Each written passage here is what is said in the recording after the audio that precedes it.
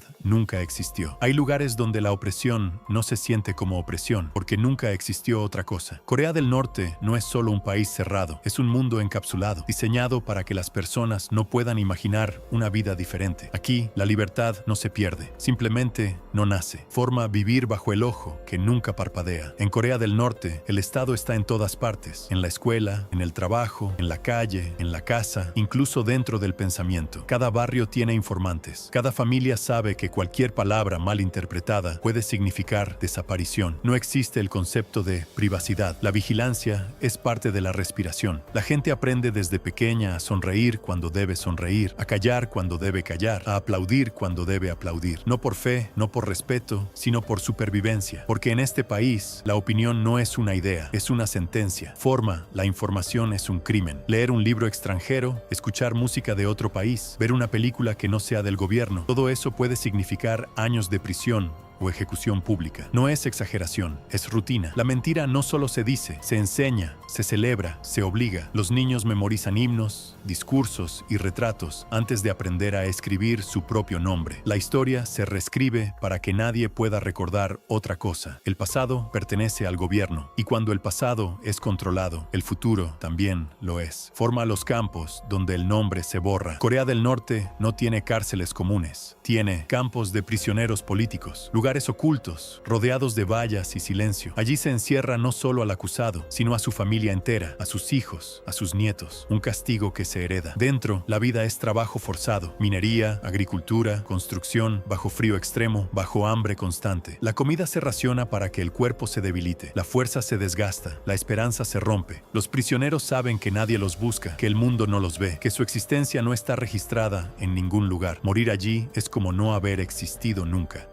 La comida como cadena. El hambre en Corea del Norte no es solo consecuencia de crisis agrícolas, es herramienta de control. Los alimentos se reparten según la lealtad al régimen. Cuanto más obediente seas, más comes. Cuanto más silencioso seas, más sobrevives. Para quienes viven fuera de la capital, comer carne puede ser un sueño que sucede una vez al año o nunca. Familias enteras sobreviven con granos mezclados con hierbas, raíces o lo que encuentren. Pero la verdadera herida es esta. Los niños crecen sin saber que es injusto. Creen que así es la vida, porque nunca vieron otra forma. Escapar no es libertad, es otra guerra. Quienes intentan huir no solo arriesgan su vida, arriesgan la vida de quienes aman. Si una persona escapa y es capturada, es ejecutada o enviada a un campo. Si lo logra, sus familiares pueden ser arrestados en su lugar. La caída no es individual, la caída es colectiva. Aún así, algunos huyen, cruzando ríos helados, escondiéndose en bosques, caminando durante días sin comida. Muchos no llegan, y los que llegan nunca dejan de mirar por encima del hombro, porque el miedo no termina cuando escapas, el miedo se queda dentro. Forma un país que vive en silencio. Corea del Norte es la prueba de que el control perfecto es posible cuando se elimina la información, cuando se rompe la memoria, cuando se enseña a amar la jaula. Pero una verdad permanece. Incluso el silencio más absoluto esconde gritos, gritos que nadie escucha, gritos que nadie puede grabar, gritos que existen solo en la mente de quienes no pueden pronunciarlos. Y esos gritos pesan tanto que se vuelven herencia. Bloque 7. Myanmar y el pueblo Rohingya, cuando existir se vuelve delito. Hay pueblos que nacen con una condena que nunca pidieron, pueblos que heredan no tierra, sino persecución. El pueblo Rohingya, una minoría musulmana en Myanmar, lleva décadas siendo tratado como extranjero en su propio hogar. No tienen ciudadanía, no tienen derecho a moverse libremente, no tienen acceso pleno a salud ni educación. Pero esas injusticias no fueron el inicio, fueron la antesala de algo mucho más oscuro. Forma el comienzo del borrado. La violencia contra los Rohingya no ocurrió de un día para otro. Fue construida lentamente, como quien levanta un muro alrededor de alguien sin que lo note. Se empezó por negar su identidad, luego sus derechos, luego su existencia en los registros oficiales. Un pueblo entero convertido, con el tiempo, en una sombra legal. Pero las sombras, cuando no se ven, pueden ser eliminadas en silencio. Forma la noche en que los hogares ardieron. En 2017, el ejército de Myanmar lanzó lo que llamó operaciones de seguridad. Para los Rohingya fue una masacre. Soldados y milicias llegaron a aldeas enteras, disparos, hogares incendiados, niños separados, mujeres violentadas, hombres ejecutados sin juicio. Las familias huyeron como pudieron, corriendo hacia un solo destino posible, la frontera con Bangladesh. Algunos lograron cruzar, otros quedaron atrapados entre el fuego y el río, otros desaparecieron sin dejar rastro, sin registros, sin nombre, sin cuerpo. Y lo más terrible fue la velocidad. En cuestión de semanas, más de 700,000 personas se convirtieron en refugiados de la noche a la mañana. Forma vivir en un campamento sin salida. Quienes lograron escapar se encontraron con una realidad distinta, pero no necesariamente mejor. En Cox's Bazar, Bangladesh, se formó el campo de refugiados más grande del mundo. Pero campo no es la palabra correcta. Lo que existe allí es una ciudad de lonas, donde donde las casas son techos de plástico sostenidos por palos. La lluvia se filtra por todas partes. El calor convierte las carpas en hornos. Las enfermedades se esparcen más rápido que los nombres se recuerdan. No hay certezas, no hay papeles, no hay país. Viven suspendidos en una tierra que no les pertenece, esperando un futuro que nadie ha prometido. Forma el hambre como recordatorio de abandono. Los suministros que llegan rara vez alcanzan. La comida se reparte en raciones medidas. El agua debe hervirse. El ruido es constante. Pasos, voces, llanto, miedo. Y lo peor es que el campamento no es temporal. Ha pasado tanto tiempo que hay niños que nacieron allí y nunca han visto un árbol. Su mundo es lona, barro y alambre. Y aún así, muchos sonríen, porque los niños siempre intentan recordar lo que el mundo olvida, que todavía son humanos. Forma, cuando la identidad se convierte en crimen para los Rohingya, llamarse por su nombre puede ser un acto de resistencia. Hablar su idioma puede ser motivo de castigo. Creer en su religión, motivo de expulsión. No se les persigue por lo que hicieron, se les persigue por lo que son. Eso no es conflicto, eso no es guerra, eso se llama intento de borrado. No solo físico, también cultural, también espiritual, porque un pueblo sin historia es un pueblo que el mundo puede olvidar. Forma la pregunta que duele. ¿Qué hace el mundo mientras todo esto ocurre? Lo observa, lo declara, lo documenta, lo registra, pero no lo detiene. Y esa es la parte más cruel. No es que el mundo no sepa, es que sabe y no actúa. Colombia, esclavitud moderna en tierra que aún sangra. Cuando pensamos en esclavitud, imaginamos cadenas, subastas, mercados antiguos, pero la esclavitud no pertenece solo al pasado. Hoy se esconde detrás de promesas, de silencios, de necesidades. Colombia es un país de montañas hermosas, selva infinita y ciudades vibrantes, pero también es un territorio donde la guerra nunca terminó por completo, solo cambió de rostro. Décadas de conflicto dejaron heridas profundas, y esas heridas son el terreno perfecto para una forma de esclavitud que no se ve, pero se siente. La esclavitud moderna. Forma la trampa que comienza con una promesa, no siempre se secuestra a la fuerza. A veces basta con una mentira, porque en muchas regiones, una oferta de trabajo, un pago adelantado, una promesa de estudio, vivienda o futuro, y cuando la persona acepta, ya está atrapada. Quien controla el territorio no es el gobierno, sino grupos armados, milicias, carteles o facciones aún activas de antiguos guerrilleros y paramilitares. No se necesita cerrar una puerta para encerrar a alguien. Basta con controlar el camino. Forma trabajo forzado, sudor que no paga libertad. En zonas mineras, agrícolas o selváticas, hombres y mujeres trabajan jornadas de sol a sol, en minas ilegales, respirando polvo tóxico, extrayendo oro con mercurio en ríos envenenados, cargando madera en campamentos ocultos, cultivando tierras que nunca serán suyas. No hay contratos, no hay salario fijo, no hay posibilidad de renunciar. Si intentan irse, el castigo es claro. La vida, forma la explotación que nadie quiere mirar, pero la forma más brutal de esclavitud en Colombia no se publica en periódicos ni se denuncia en plazas. Es la esclavitud sexual. Niñas, adolescentes y mujeres son secuestradas, engañadas o vendidas entre grupos armados. No se les da elección, no se les pregunta, se las posee. Sus cuerpos se convierten en moneda, en recompensa, en castigo, en trofeo. La violencia es sistemática, el silencio obligatorio. Muchas no sobreviven y las que lo logran regresan a un mundo que no sabe cómo mirar sus ojos, porque la sociedad puede llorar una herida visible, pero ¿cómo llora una herida que no tiene forma? Forma los niños reclutados, una guerra que educa con miedo. En zonas rurales, los niños no deciden su camino. Algunos son obligados a unirse a grupos armados, otros lo hacen porque no tienen otra opción. No hay escuela, no hay comida, no hay futuro. La guerra les ofrece algo que el Estado no les dio, un lugar. Pero ese lugar tiene un precio, la infancia. Una vez dentro, no se sale fácilmente, porque desertar no es abandonar un grupo, es sentenciarse a muerte. Forma los territorios donde la ley no llega. Colombia tiene ciudades llenas de vida, cultura y movimiento. Pero más allá de las carreteras asfaltadas, hay regiones donde la policía no entra. Los jueces no son escuchados. Las leyes no significan nada. Allí, quien tiene armas decide el destino. La selva es profunda, los ríos son amplios y la violencia se esconde entre árboles, montañas y caminos sin nombre. La esclavitud moderna vive ahí, silenciosa, perdurable, normalizada. Forma no es pasado, es ahora. El mundo afirma que la esclavitud terminó, pero la verdad es más cruda, solo cambió de forma. Ya no se atan cadenas a los tobillos, se atan deudas imposibles, amenazas, miedo, ausencia de alternativas. La esclavitud no se sostiene por fuerza, se sostiene por desesperación, y la desesperación nunca escasea en tierras donde la guerra dejó pobreza, abandono y territorios sin protección. Forma la herida que queda. Las víctimas sobreviven, sí, pero sobreviven rotas en silencio. Algunos logran huir huir, otros nunca vuelven a ver su hogar. Muchos viven el resto de su vida tratando de recordar quiénes eran antes del dolor. La libertad física puede recuperarse, la libertad del alma no siempre. Bloque 9. Etiopía. Cuando la guerra busca borrar la existencia. Hay guerras que destruyen ciudades y hay guerras que destruyen identidades. Lo que ocurrió y sigue ocurriendo en Etiopía no es solo violencia armada, es un intento deliberado de borrar comunidades enteras, de arrancarlas de la historia, de la memoria y del futuro. En regiones como Tigray, la guerra no se presentó como un enfrentamiento rápido, se extendió como una sombra, lenta al principio, pero imposible de detener una vez que cubrió todo. Balas y explosiones, sí, pero también hambre, silencio, prohibiciones, violencias que no se nombran y desplazamientos masivos. Forma el cuerpo como campo de guerra. Las historias son demasiado similares para ser casualidad. Mujeres y niñas atacadas en sus hogares, en caminos, en refugios. La violencia sexual utilizada no como exceso ni como acto impulsivo, sino como arma estratégica. Una forma de quebrar el tejido social, una forma de imponer miedo, una forma de marcar generaciones. Porque cuando el dolor se transmite de madre a hija, la guerra no termina cuando cesan los disparos. La guerra continúa en el recuerdo. Forma el hambre como herramienta política. No se trata solo de hambre por destrucción, se trata de hambre planificada, carreteras bloqueadas, caravanas de ayuda detenidas, almacenes quemados, cosechas arrasadas antes de ser recogidas. El alimento deja de ser sustento, se convierte en control. Los niños dejan de crecer, los ancianos dejan de levantarse, las madres dejan de producir leche. En hospitales sin medicinas ni electricidad, la muerte no llega con ruido, llega en silencio, como un apagarse lento del cuerpo. Forma desplazados, caminar sin destino. Millones de personas dejaron sus hogares, no porque quisieran, no porque buscaran un sueño, sino porque quedarse significaba morir. Caminan durante días, con lo que pueden cargar, con los hijos en los brazos, los documentos escondidos en la ropa y la esperanza colgando de un hilo delgado. Pero al llegar a otra ciudad, a otro pueblo, a otra región, no siempre los esperan refugios. A veces los espera desconfianza, a veces rechazo, a veces más guerra. Se convierten en extranjeros en su propia tierra. Forma la identidad como objetivo. Lo más aterrador no es solo la muerte, es lo que se intenta eliminar junto con ella. El idioma, las canciones, los rituales, la memoria de los antepasados, la idea de pertenecer a un mismo origen. Cuando se destruye una aldea, se destruye también un nombre. Cuando se desplaza a un pueblo, se borra también su historia. Cuando se prohíbe un idioma, se mutila la voz misma del alma. No es solo guerra, es borrado. Forma la herida invisible que queda. En Etiopía hay sobrevivientes que todavía escuchan los pasos en la noche, que saltan cuando escuchan un motor, que no pronuncian ciertos nombres para no recordarlos. Crecer después de la guerra no significa vivir en paz, significa reconstruirse desde las ruinas internas. Personas que antes sabían quiénes eran, ahora solo saben lo que perdieron. La identidad, cuando se quiebra, deja fragmentos afilados que cortan desde dentro. Forma. ¿Por qué el mundo mira hacia otro lado? Porque es más fácil creer que la guerra es ruido, fuego y humo. Pero esta guerra es silenciosa, estructurada, burocrática, lenta, no ocupa titulares diarios, no tiene imágenes virales, no tiene discursos que conmuevan a líderes mundiales. Y lo que no se muestra, se olvida. Pero olvidar es otra forma de violencia, una violencia cómoda. Forma la verdad incómoda. Etiopía nos obliga a enfrentar una pregunta difícil. ¿Qué valor tiene la vida cuando su historia puede ser borrada? La guerra no gana cuando mata. La guerra gana cuando hace que nadie recuerde a quienes murieron. Y esa es la batalla que aún continúa. El pueblo uigur, cuando la cultura se convierte en delito, hay lugares donde la represión no se declara, se administra, se organiza, se ejecuta con la precisión fría de una máquina. Eso es lo que ocurre con el pueblo uigur en la región de Xinjiang, al noroeste de China. Una comunidad musulmana con lengua, tradiciones, vestimenta y espiritualidad propias. Y por eso, precisamente por eso, son vistos como una amenaza, no por lo que hacen, sino por lo que son. Forma el crimen de ser diferente. Durante generaciones, los uigures vivieron con sus costumbres, sus rituales, sus mezquitas, sus mercados. Pero conforme el Estado buscó uniformidad cultural, la diferencia comenzó a ser vista como una fractura, como algo que debía corregirse. El resultado fue un sistema de control sin precedentes, una arquitectura completa diseñada para reprogramar identidades humanas. Forma los campos, que no se llaman prisiones, pero lo son. Se les llama centros de reeducación, escuelas de capacitación profesional o institutos de rehabilitación social. Pero no se necesitan muros de ladrillo para entender qué son. Los testimonios hablan por sí solos. Habitaciones cerradas, altavoces repitiendo consignas durante horas, obligación de renunciar al idioma, a la fe, a la memoria, castigos por rezar, castigos por llorar, castigos por no sonreír cuando se exige sonreír. El objetivo no es encarcelar cuerpos, es encarcelar encarcelar identidades. Forma: el cuerpo como propiedad del Estado. Los relatos de mujeres uigures que lograron escapar coinciden en algo escalofriante. Los cuerpos son controlados. Las decisiones sobre reproducción son controladas. Las familias son controladas. Mujeres obligadas a someterse a procedimientos para impedir embarazos. Largas listas de nombres de niños desaparecidos. Hogares donde los niños son llevados a internados estatales para ser educados lejos de sus padres. No se está borrando a un pueblo con armas, se está borrando desde dentro. Al impedir que una cultura se reproduzca, no se mata hoy, se mata el mañana. Forma: la vigilancia que nunca parpadea. Xinjiang es uno de los lugares más vigilados del planeta. Cámaras en cada esquina, reconocimiento facial obligatorio, aplicaciones instaladas en los teléfonos para monitorear mensajes, movimientos, amistades, puertas con códigos escaneables, puestos militares en las calles. La vigilancia no mira, la vigilancia posee, la libertad no se restringe, se desaparece. Forma: los supervivientes cargan voces que duelen. Hay uigures que lograron huir, pero huir no significa sanar. Llevan consigo imágenes que nadie debería recordar, familias separadas por guardias que no dijeron una palabra, mezquitas reducidas a polvo, calles donde hablar tu idioma es motivo de arresto, hogares donde el silencio es la única forma de mantenerse vivo. La herida no es física, es espiritual, y una herida espiritual no cicatriza, permanece abierta, ardiendo, recordando. Forma: la negación como herramienta final. Cuando el mundo denuncia, el Estado responde: todo es mentira. Cuando aparecen testimonios, grabaciones, documentos, informes, la respuesta es siempre la misma: es propaganda. Pero negar un crimen no lo borra, solo lo vuelve más frío, más calculado, más profundo. La violencia que se niega es la más peligrosa, porque no permite duelo, no permite memoria, no permite justicia. Forma: la verdad que duele aceptar lo que está ocurriendo con el pueblo uigur no es accidental, improvisado o desordenado, es sistemático, es estructural, es intencional, es un intento de reescribir la identidad de un pueblo entero o de eliminarla. Nagorno-Karabaj: cuando un pueblo entero es obligado a marcharse, hay expulsiones que toman décadas, otras siglos, y luego están aquellas que ocurren en cuestión de días. Eso fue lo que sucedió en Nagorno-Karabaj, una región montañosa habitada durante generaciones por familias armenias, con iglesias antiguas, cementerios ancestrales, tradiciones que se transmitían como semillas de una tierra que se creía eterna, hasta que un día la tierra dejó de pertenecerles, no porque la abandonaran, sino porque los obligaron a hacerlo. Forma: el bloqueo, el hambre como frontera. Antes de la expulsión hubo el silencio, un silencio estratégico. La única carretera que conectaba Nagorno-Karabaj con Armenia, el corredor de Lachin, fue bloqueada. No se permitió la entrada de comida, no se permitió la entrada de medicinas, no se permitió la entrada de ayuda humanitaria. La gente comenzó a contar el pan, luego el arroz, luego las papas, luego nada. Hubo familias que pasaron días alimentándose solo de té o de lo que quedaba almacenado en frascos familiares guardados para tiempos difíciles. El problema fue que el tiempo difícil llegó y no terminó. El hambre fue la primera señal de expulsión. No el misil, no el tiro, no la orden, el hambre. Una fuerza que no se ve, pero que doblega. Forma: la ofensiva que no dejó opción. Cuando comenzó el ataque militar, no hubo tiempo para empacar. No hubo tiempo para buscar fotografías, ropa, documentos, nombres, recuerdos. Las familias tomaron lo que cabe en las manos y corrieron. Caravanas de autos viejos, bicicletas, carritos improvisados, gente caminando con niños dormidos en brazos, ancianos apoyándose en palos.